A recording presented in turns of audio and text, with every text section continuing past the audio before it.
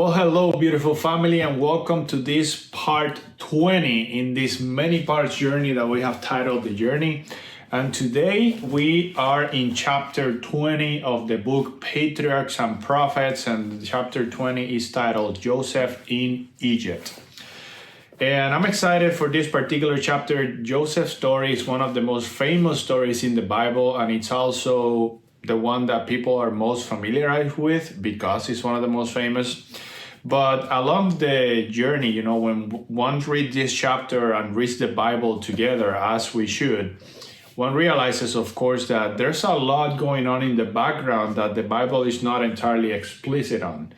So I'm excited for this chapter. Let's go ahead and get started. Again, chapter 20, Joseph in Egypt. Last time we discussed Jacob's return to Canaan and how, he settled things that happened with his family, then Joseph, and how he was showing more affection towards Joseph, and the brothers got jealous.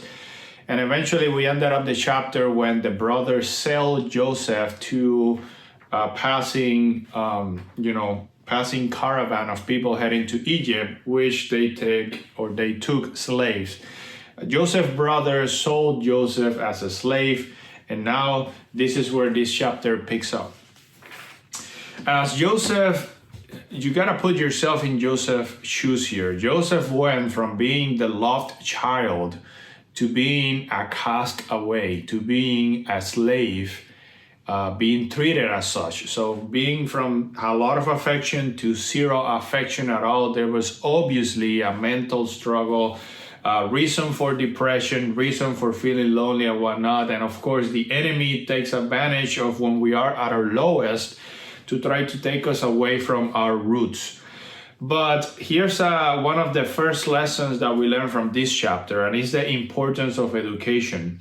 As Joseph is going away towards Egypt, away from his father's land, he could look out and see the mountains where he knew were close to where his father was. So he could see his home at a distance, and he was walking away. There was only one thing that came to his mind, and was the stories that Jacob had told him about his previous life, about the mistake that he had done in life, and about how God, despite those mistakes, guided Jacob's life to the point where he was. Jacob, of course, disclosed the promises that God had made to him and how God had, kept true to them. So Joseph now, as he was walking away, he decides, okay, I don't have my family, but I have God. I have the God of my father, who in the past, of course, was kind and merciful to my father, and I'm going to honor and serve him. So a very important key piece of information here, our education, how we raise our children, what we tell them to, what we educate them in, is of huge importance in the grand scheme of life, because it is at the hard moments that those seeds of gospel that we put in their minds that God takes them to fruition. So it was here, then and there, that Joseph decided he was going to honor God in everything. And of course, everything meant everything, every aspect of his life.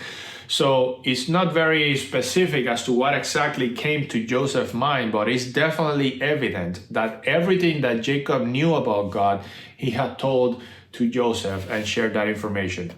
So now Joseph arrives in Egypt, and of course he's an outsider in Egypt. He doesn't know anything there, but there's something that history has taught us severely. Egypt was a deeply religious, nation, and not religious of Christian religion or God religion of their own gods and their own idols and whatnot.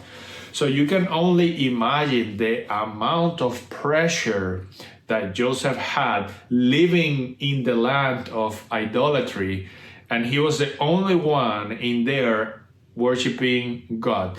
And then you have all these people that have prospered, that have lands. Egypt was a very wealthy and powerful nation back then. We can even call it the center of civilization at some point. So he sees, the fruition of these people that praise idols, and he's serving God and he's a slave. So you can only imagine the temptation that came through his mind, or the thoughts of, is God real? Is God the true God and whatnot? So Joseph get hired into Potiphar's house, and Potiphar, was a high-ranked officer in the palace of Egypt. And needless to say, we all know the story. Joseph was faithful in everything. He was humble, he was honest, he was diligent, he was efficient. So Potiphar's house, things started getting more prosperous under Joseph's care. So everything just went well for them. His wealth was growing. He trusted everything to Joseph, Potiphar, because of how well, Joseph has served. Joseph was young, he was a young man, strong man. Being a slave, one would imagine that he carried a lot of heavy stuff here and there, and did a lot of daily chores. So you can imagine him a bit muscly and very good looking. So this is the time where not the first, but definitely a huge temptation came to Joseph. Potiphar's wife liked Joseph and wanted to have, intimacy with Joseph. And so she approaches Joseph and, proposes that they, do awful things in secret. And Joseph, of course, he remembers that he must honor God above all. So what happened here, you gotta put yourself in Joseph's shoes. He had two choices. Either I being Joseph, either he serves God and potentially loses his life because he's basically rejecting a direct command of Potiphar's wife, and she could, she had power over him.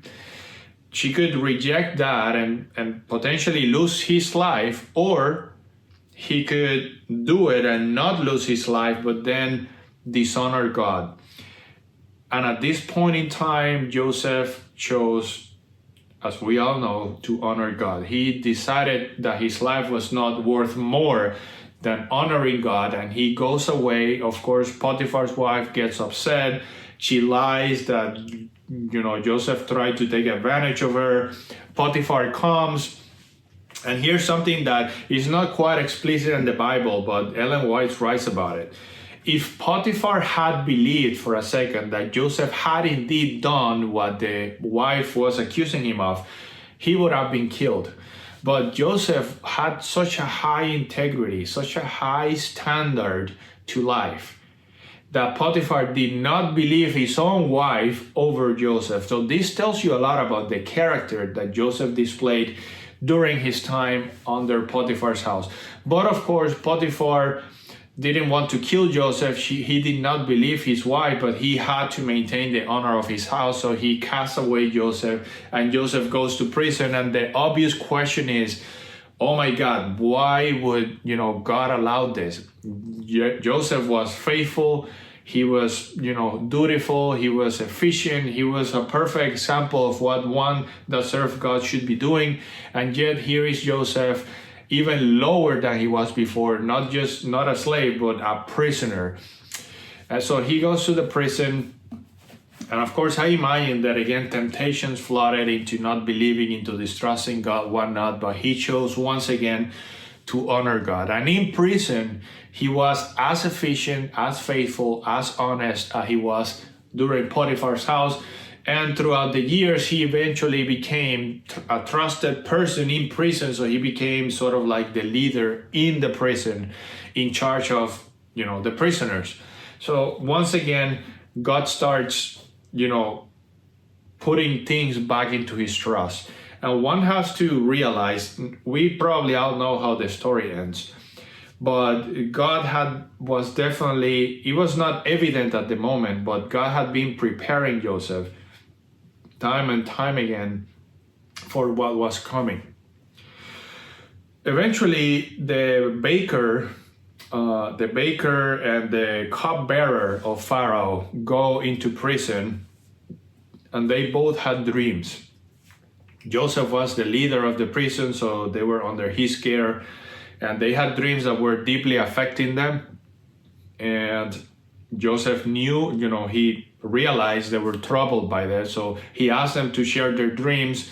They do share their dreams, and Joseph, with the help of God, of course, he interprets the dream for them. In a few days, exactly what Joseph has said would happen, God said will happen through Joseph, happened. And the cupbearer goes back to Pharaoh's house, and Joseph asks him, please, remember me when you go back. I'm here. I don't deserve to be here, whatnot. But of course, humanity kicked in, and the cupbearer was thankful for the favor, but then forgot about Joseph and moved on. Some time passed in between this, and then Pharaoh had a dream, and the dream deeply disturbed him, and the cupbearer realizes, oh wow, Joseph had interpreted my dream, and Pharaoh was having trouble having the people of his land, his idol worshippers, to interpret the dream for him. So the cupbearer recommends Pharaoh to take Joseph out of prison and bring him in. Joseph is taken out of prison. He comes into Pharaoh's presence, and Pharaoh asks him, can you interpret this dream for me? And this is another lesson in this chapter. The words that came out of Joseph's mouth were, I cannot interpret this dream for you, but God can. So once again, you can see the humbleness of Joseph. He was not fast and quick to speak. He realized that everything he could do was really because God had provided him the ability to do. So he once again gives the glory to God above everything else. And of course, Joseph interprets the dream to Pharaoh, which had to do with 7 years of abundance and then 7 years of famine. And at this point, Pharaoh realizes that there's no man in the kingdom that is qualified to do the job that needed to be done for Egypt to stay alive during those 7 years of famine that were about to start in 7 years. And he appoints Joseph. And all these pieces of the story come together here. It was hard to understand, of course, throughout the life of Joseph, why things were going from bad to worse and from bad to worse. But eventually it all paid off, and God put him as the head. He was second only to Pharaoh. So the only one above him was Pharaoh. The entire land of Egypt was under the care of Joseph. And this says a lot about our life as Christians. The Bible does not say we will not have afflictions while on this earth. Matter of fact, the Bible says that we will have afflictions as Christians, as believers, but we need to be faithful even on the smallest of things. Ellen White says here in the chapter that one needs to act in life understanding that God is watching every second, every minute of it. Everything that we do or don't do, as minute as it seems, is being recorded in the books of heaven. Whether you take some money out for a homeless person, whether you tell a famous white lie or whatnot, if you're gossiping behind someone's back, all those things that seem harmful to you is being recorded in heaven. And Joseph was fully aware of this, and in everything he did, no matter how small the task, he put God above, God in front of it. And of course, for him, it paid off. This is not to say that if you're faithful to God, you will one day be president of the United States, or you will be a very wealthy CEO of a company. That's not really how this works. Of course, in the case of Joseph, there was an ulterior plan above all of this for God, and it was to preserve his own people. You gotta remember that the famine also affected Jacob, and that's what we're gonna be talking about in the next chapter. So I don't want to go too much into it to not, to not throw a spoiler alert. But needless to say, it's not about the reward that we could or could not get because we're honoring God. It's about developing a character and a lifestyle that everything we do, day and night, is to honor God. And like that, God promises that He will mold and shape our characters, and we'll be able to resist temptation and, of course, be more and more, bit by bit, like our beautiful teacher and master and God, Jesus. That's for this chapter. Once again, go ahead and read the book. Read the book alongside of me. This is an impressive book right here. But don't forget to study the Bible with it. Thank you for joining, and until next one.